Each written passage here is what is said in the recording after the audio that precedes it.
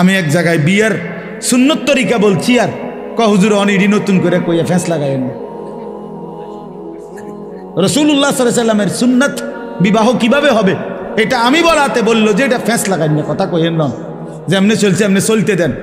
যে বেটা বলছে বেটার এখানে টাই পরা, স্যুট পরা, পরে আমি বললাম আঙ্কেল অবশ্যই আমি ফেঁস লাগানো ঠিক হবে না, এই জন্য আমি দয়া করে বিয়েটা পড়াইলাম না, আমনে মেহেরবানি করে বিয়েটা পড়ান।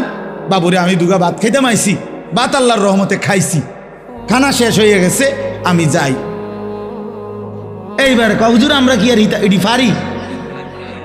তা আমি এতক্ষণ পণ্ডিতি করলেন কেন বেটা ফাজিল? কথা বলেন, আমনে না কইলেন, আমি আমারটা কইলে ফ্যাঁস লাগবো সমাজে, তো আমনেরটা করেন, আমনে বিয়ে পড়ো, আমার সমস্যা কি? আমি তো ভাত খাইছি, দইও খাইয়া লাইছি, আমার বুঝ হয়ে গেছে,